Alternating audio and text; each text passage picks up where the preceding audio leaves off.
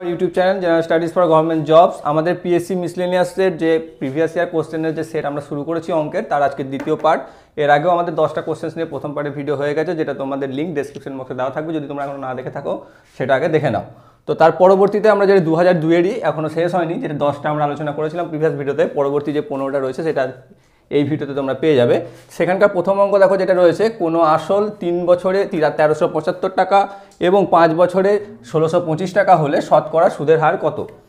অর্থাৎ আমাকে এখানে দেওয়া আছে কি 3 বছরে যদি 1375 টাকা হচ্ছে কোনো আসল এবং 5 বছরে হচ্ছে 1625 টাকা, সেই ক্ষেত্রে আমাকে প্রথমে কি করতে হবে, সুদ। দেখো এখানে 3 বছরে দেওয়া আছে 1375, 5 বছরে দেওয়া আছে 1625। এখান থেকে দুটোকে যদি আমরা বিয়োগ করে দিই তাহলে আমরা 2 বছরের সুদ কত হয়েছে সেটা আমরা পেয়ে যাব। তাহলে এখানে কি করতে হবে, আমাকে 2 বছরের সুদ, অর্থাৎ প্রথমে 2 বছরের সুদ যদি আমরা বার করি,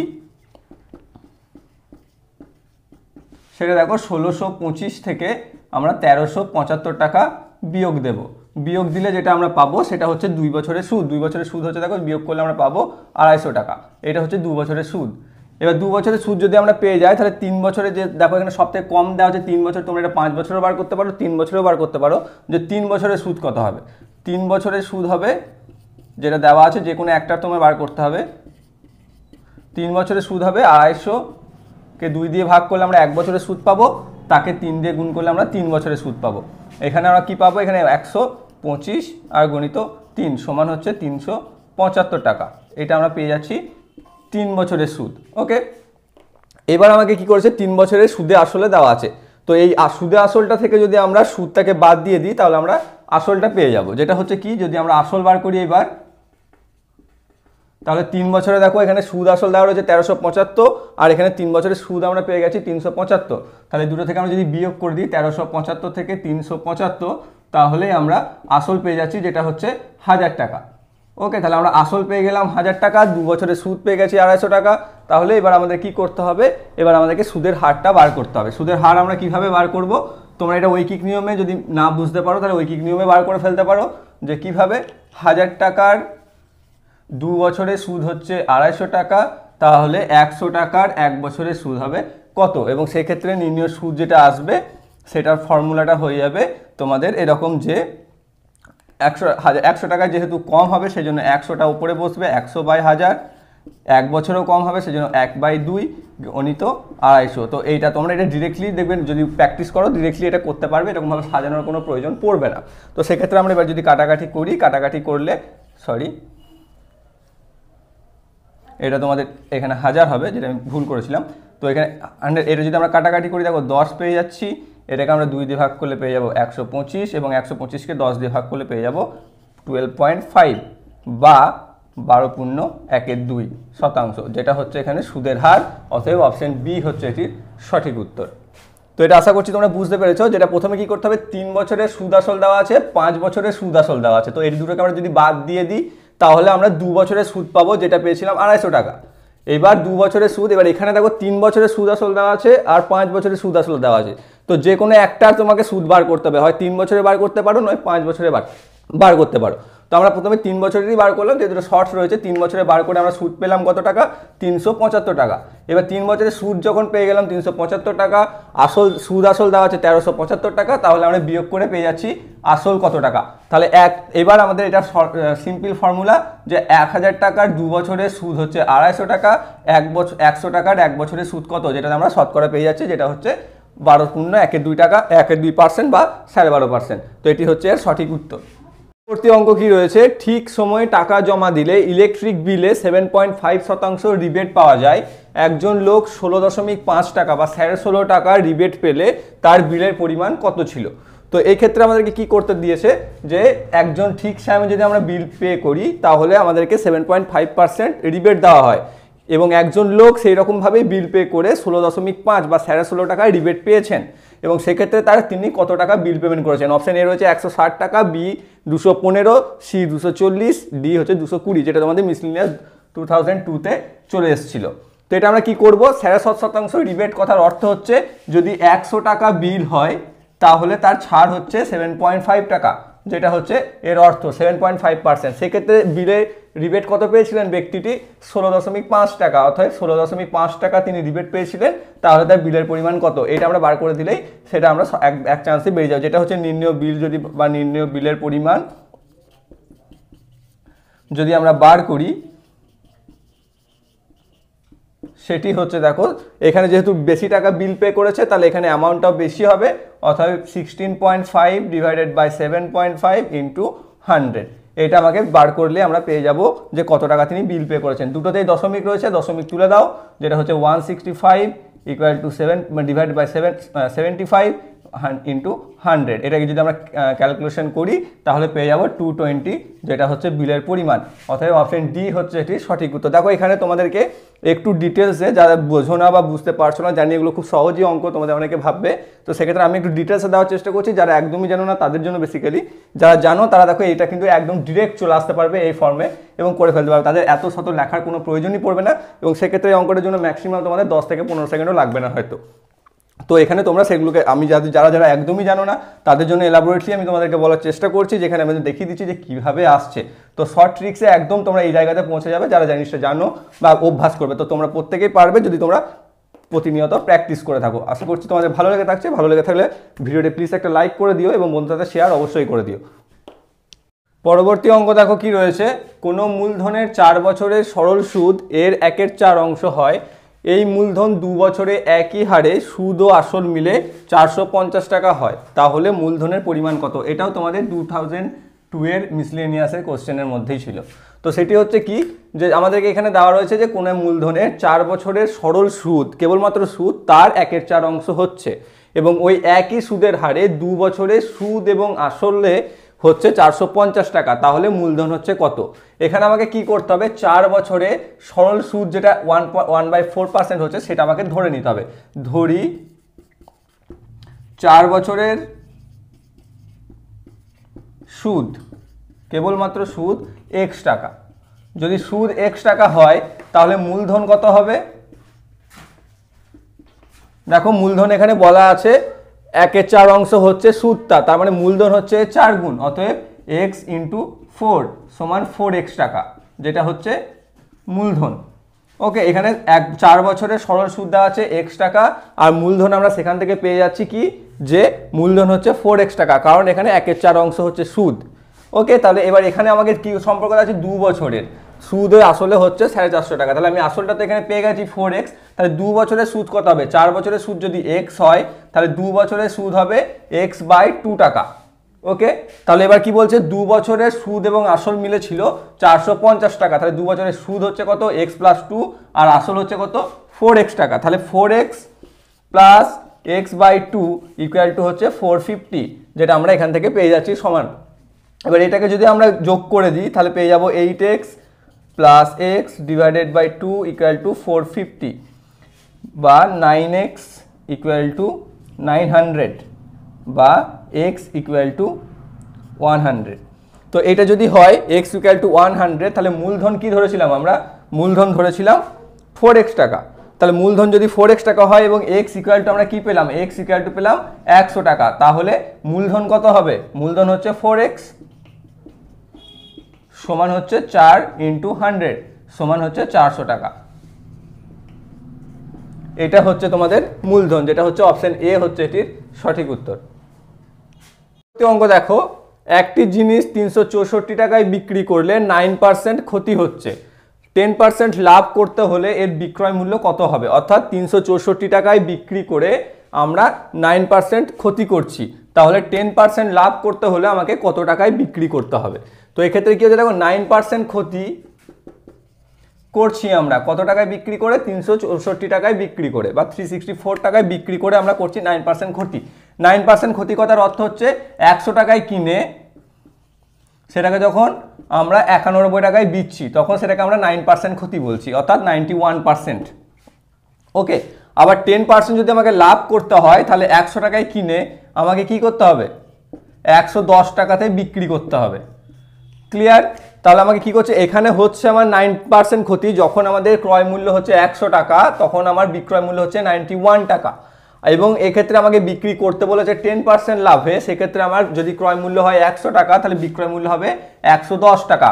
তাহলে এখানে 364 টাকা বিক্রি করে কি হয়েছে 9% ক্ষতি হয়েছে, অর্থাৎ এইটা সমান হচ্ছে 964। তোমরা এখানে কি করতে পারো যে 91% ইকুয়াল টু 364, তাহলে 110% ইকুয়াল টু কত, এটাও তোমরা বার করতে পারো।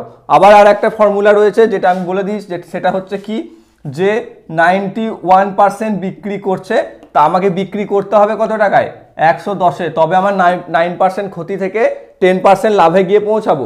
এবং তাহলে আমি এখানে বিক্রি করেছিলাম কত টাকায় 364 টাকায়, তাহলে আমাকে এটাকে কত টাকায় বেচতে হবে, তাহলে আমাদের 10% লাভ হবে। এখান থেকে পার্সেন্টটা না লিখলেও হবে।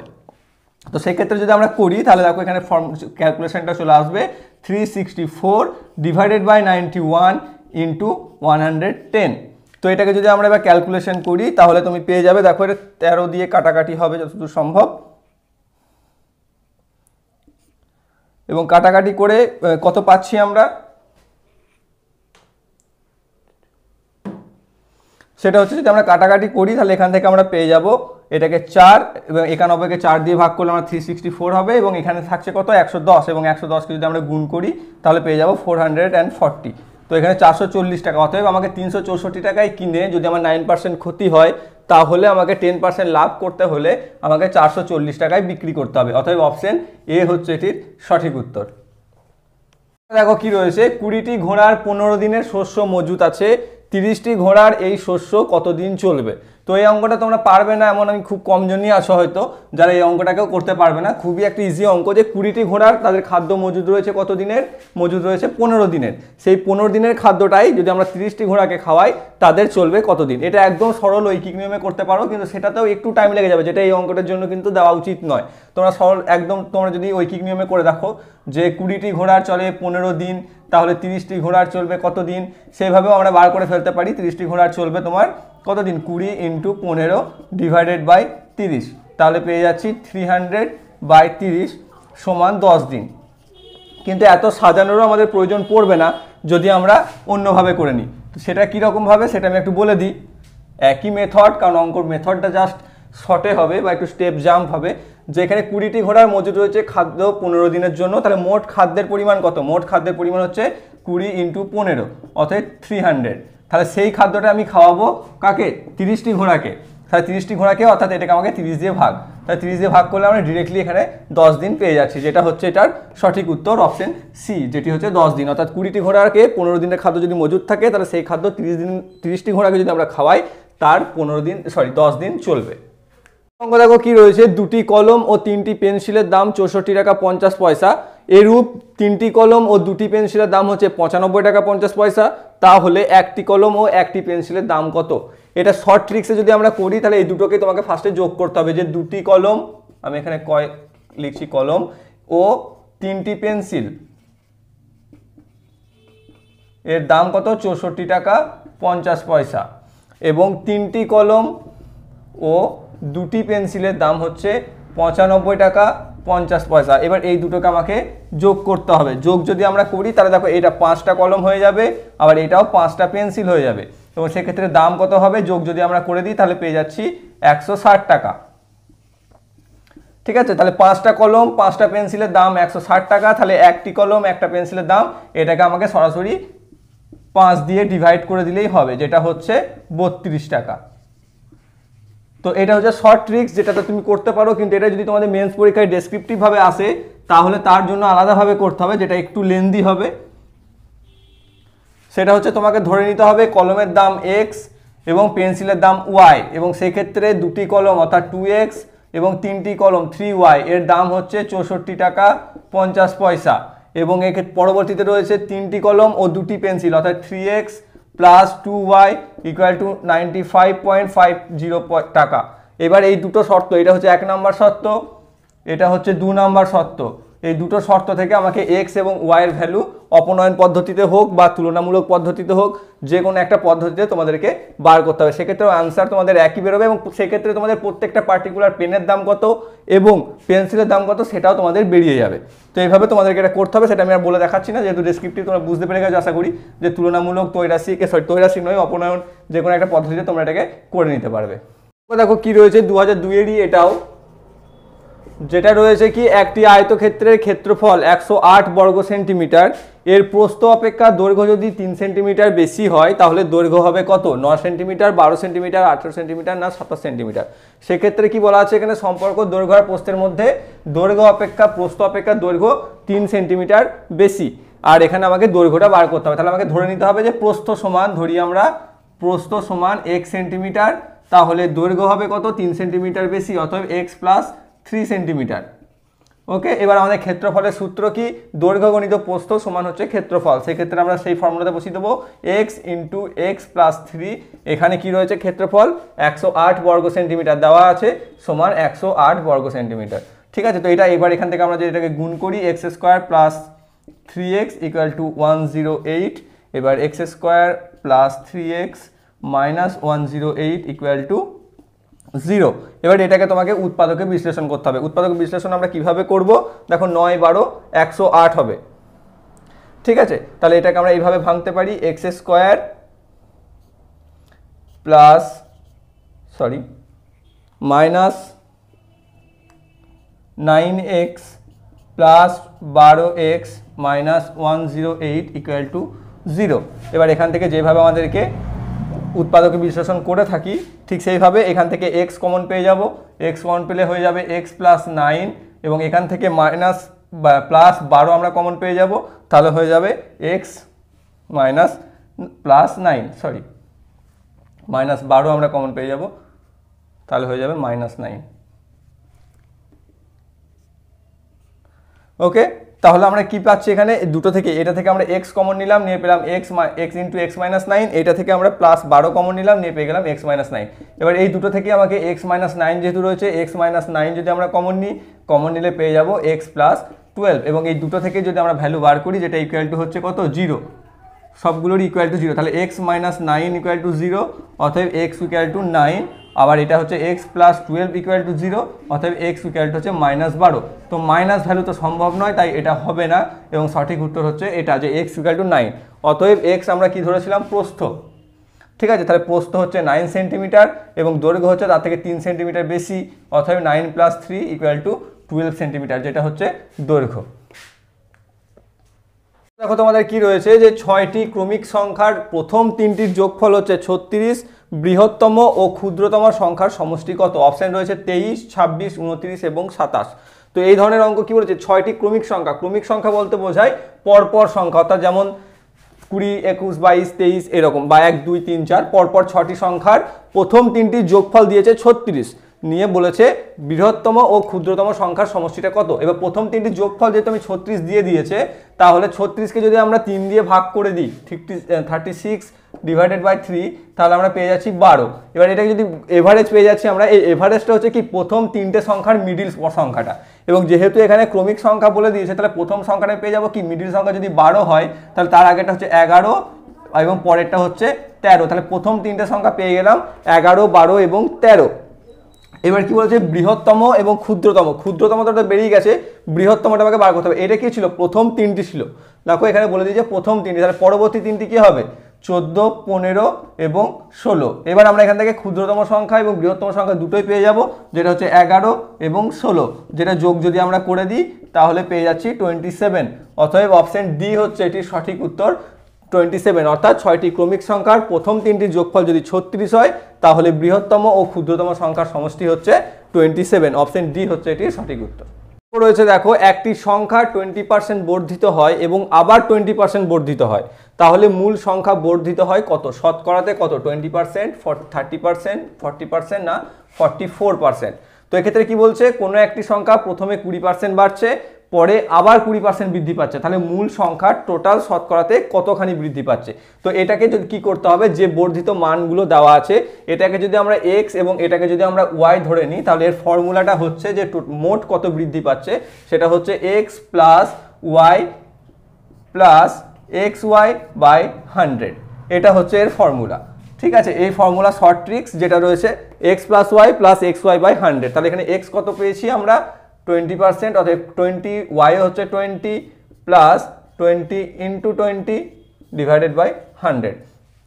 এবার এটাকে যদি আমরা যোগ করে দিই, যোগ করলে আমরা পেয়ে যাবো দেখো 2000 প্লাস 2000 প্লাস 400 ডিভাইডেড বাই 100।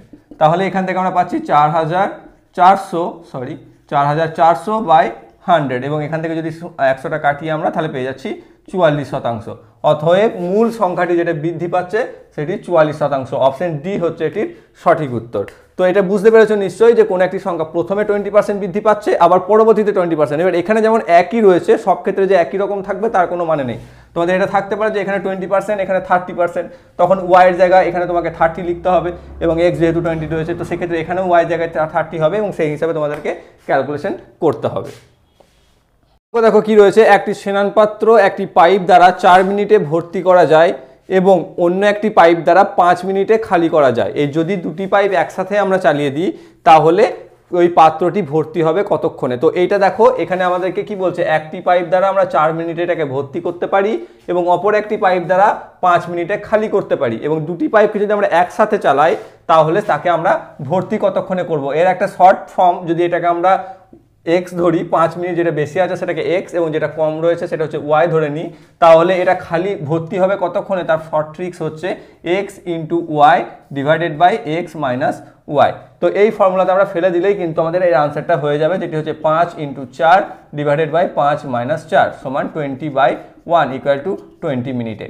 তো অতএব উত্তর হচ্ছে তোমাদের 20 মিনিট। এটাকে আরও একটা মেথড আছে ডেসক্রিপটিভ টাইপসে, সেক্ষেত্রে তোমাকে এখানে বার করতে হবে যে 1 মিনিটে এ কত কাজ করছে, 1 মিনিটে এ কত কাজ করছে। দেখো 1 মিনিটে এ কাজ করছে 1/4 এ কাজ, আর অন্য পাইপ যে খালি করছে সে কাজ করছে 1/5। তাহলে দুজনের মোট কাজ করছে একসাথে যদি চালিয়ে দিই তাহলে 1 মিনিটে কাজ কতটা করছে, এটা থেকে এ বিয়োগ দিতে হবে। যেহেতু এ ভর্তি করছে এ খালি করছে সেক্ষেত্রে আমাদের পেয়ে যাচ্ছি কত 1/20। ঠিক আছে, তো সেই রকমভাবে আমাদেরকে কাজ করতে হবে। তাহলে 1/20 যদি 1 মিনিটে হয় তাহলে কত মিনিটে এটা ভর্তি হবে, তাহলে সেটা হয়ে যাচ্ছে 20 মিনিটে। তো এটাও তোমাদের আর একটা ট্রিক্স যেটাতে তোমরা একটু ডেসক্রিপটিভভাবে করতে পারো, আর এটা হচ্ছে short tricks x into Y divided by x minus y. দেখো কি রয়েছে, রামের টাকার পরিমাণ শ্যামের টাকার 3 গুণ। ঠিক আছে, এবং যদি রামের টাকা শ্যামের চেয়ে 3 টাকা 60 পয়সা বেশি হয় তাহলে রামের টাকার পরিমাণ কত। এখানে সম্পর্ক কি রয়েছে যে রামের টাকার পরিমাণ হচ্ছে শ্যামের টাকার 3 গুণ, এখানে হবে শ্যামের টাকার 3 গুণ। অথবা আমরা যদি শ্যামের টাকাটা ধরে নিই, যে ধরি শ্যামের টাকার পরিমাণ এক্স, তাহলে রামের টাকা কত হবে 3 গুণ অথবা 3x টাকা। এবং দুজনের মধ্যে কি বলছে, রামের কাছে কত আছে, শ্যামের চেয়ে 3 টাকা 60 পয়সা বেশি আছে, অতএব 3x minus x equal to 3 টাকা 60 পয়সা। বা এটাকে যদি আমরা দশমিকে লিখে দিই 3.60, অতএব আমাদের এখানে পেয়ে যাচ্ছি 2x ইকুয়াল টু 3.60 এবং x ইকুয়াল টু 1.8 বা 1 টাকা 80 পয়সা। তাহলে আমার শ্যামের কাছে টাকা কত আছে 3x, তাহলে রামের কাছে টাকা কত থাকবে, রামের টাকা সমান 1.8 ইন্টু 3 অতএব 5.4। ঠিক আছে, অতএব 5.4, অতএব অপশন বি হচ্ছে এটির সঠিক উত্তর। 5.4 বা 4 বা 5 টাকা 40 পয়সা যদি রামের টাকার পরিমাণ শ্যামের টাকার 3 গুণ হয় এবং রামের টাকা যদি শ্যামের চেয়ে 3 টাকা 60 পয়সা বেশি হয় তাহলে রামের কাছে থাকবে 5 টাকা 40 পয়সা এবং শ্যামের কাছে থাকবে 1 টাকা 80 পয়সা। কি রয়েছে যে 700 টাকা এ বি ও সি এর মধ্যে এমনভাবে ভাগ করে দেওয়া হলো যাতে এ ও বি এর অংশের অনুপাত হচ্ছে 2:3 এবং বি ও সি এর অনুপাত হচ্ছে 4:5। তাহলে এবার আমাকে বার করতে হবে এ কত টাকা পাবে। তো এই অঙ্কটা তোমাদের অনেকটা ওই রকম যেটা থেকে থাকে যে a:b দেওয়া থাকে এবং b:c দেওয়া থাকে, নিয়ে a:b:c বার করতে বলে, সেটাই তোমাকে এখানে করতে হবে। a:b কত দেওয়া আছে তোমাদের 2:3 আর b:c কত দেওয়া আছে 4:5। এবার এখানে দুটোতেই কোনটা কমন আছে, বিটা কমন আছে। দেখো তো তোমাকে বিটাকে ইকুয়াল করতে হবে, এখানে আছে 3 এখানে আছে 4, দুটোকে লসাগু করলে 12 পাবে। তো এটাকে 12 করতে হবে, 12 যদি করতে হয় 3কে তা 4 দিয়ে গুণ করতে হবে, সেটা পূর্বপদকেও গুণ করতে হবে, অর্থাৎ এটা হয়ে যাবে 8:12। এবং এটাকে যদি 12 করতে হয় কত হবে 3 দিয়ে গুণ করতে হবে, তাহলে এটা হয়ে যাবে 12 এটাকে 3 দিয়ে গুণ 15। তাহলে আমরা কি পাচ্ছি a:b সমান 8:12 এবং b:c সমান 12:15। এখানে দেখো দুটোই কমন, যেটা হচ্ছে b যেটা হচ্ছে 12। তাহলে আমরা লিখতে পারি যে a:b:c ইকুয়াল টু 8:12:15। তো এবার আমরা কি পেয়ে গেলাম, মোট টাকা কত দেওয়া আছে 700 টাকা, এর ভাগ কত পাবে, এর ভাগ পাবে 8 ডিভাইডেড বাই যোগ করলে আমরা যদি যোগ করে সেটা পেয়ে যাবো কত 35। এর ভাগ আর হচ্ছে 8/35 টাকা বা 35 অংশ, তাহলে মোট টাকা হচ্ছে 700। তো এটাকে যদি আমরা 8/35কে যদি আমরা 700 দিয়ে গুণ করে দিই তাহলে আমরা পেয়ে যাবো যে এ কত টাকা পাবে। দেখো এটা ইজিলি কেটে যাবে এবং হয়ে যাচ্ছে 160 টাকা। অতএব এ পাবে তোমাদের 160 টাকা। অপশন এ হচ্ছে এটা সঠিক উত্তর। এখানে বি সি অন্য কেউ থাকতে পারে, তখন এদের বি এবং সি এর ভাগাহার বার করতে হবে, তাকে 700 দিয়ে গুণ করলে তোমরা বি কত পাবে সি কত পাবে সেটা তোমরা বার করে ফেলতে পারবে। পরবর্তী অঙ্কটা দেখো কি রয়েছে, কোনো সংখ্যার বর্গের সাথে তার 1/4 যদি যোগ করি তাহলে যোগফল হচ্ছে 147, তাহলে সংখ্যাটি কত। এক্ষেত্রে তোমাদেরকে যেটা বলার সেটা হচ্ছে প্রত্যেকটি সংখ্যার স্কোয়ার তোমাকে মিনিমাম 1 to 30 মুখস্থ রাখতে হবে, ঠিক আছে। যে অর্থাৎ 1 স্কোয়ার ইকুয়াল টু কত, 2 স্কোয়ার ইকুয়াল টু কত, এইভাবে 30 স্কোয়ার ইকুয়াল টু কত, বা যতটা তোমরা বেশি পারবে ততটা তোমাদেরকে মুখস্থ করে রাখতে হবে, নাহলে কিন্তু এই অঙ্কগুলো করতে পারবে না। এবার দেখো এখানে 147 রয়েছে, তোমাকে জানতে হবে যে 147 এর কাছাকাছি কোন সংখ্যার বর্গ আছে। দেখো আমাদেরকে 12 × 12 যদি আমরা করি তাহলে 12 × 12 হচ্ছে 144, তাহলে সেটা হচ্ছে 147 সব থেকে কাছাকাছি। এর আগে 121 হবে 11, এবং এরপর হবে 169 যেটা হচ্ছে 13, তাহলে সব থেকে 147 কাছাকাছি যেটা রয়েছে দেখো সেটা হচ্ছে 12। অথবা আমরা যদি লিখি দেখো চেক করার জন্য 12 স্কোয়ার প্লাস এর সাথে কি বলেছে এর 1/4, অর্থাৎ 12 × 1/4, এটা যদি আমরা করি তাহলে দেখো 12 স্কোয়ার হচ্ছে 144 প্লাস এটাকে যদি আমরা করি তাহলে পেয়ে যাবো 3, তাহলে হয়ে যাচ্ছে 147। অথবা মূল সংখ্যাটি হচ্ছে কত 12। অপশন এ হচ্ছে সঠিক উত্তর। এটা কোনো শর্ট ট্রিক্স নেই, শর্ট ট্রিক্স হচ্ছে এটাই যে তোমাকে সবার আগে এটাকে মনে রাখতে হবে যে স্কোয়ার কী হয় মিনিমাম 1 to 30 অবধি, এবং তারপর কি করতে হবে যে সংখ্যাটা প্রদত্ত দেওয়া আছে তার কাছাকাছি কোন সংখ্যাটার বর্গ যাচ্ছে সেটাকে তোমাকে বসিয়ে চেক করতে হবে, চেক করলে তোমরা পেয়ে যাচ্ছ বা দেখবে মিলে যাবে, এবং সেটাই হচ্ছে এটার সঠিক উত্তর।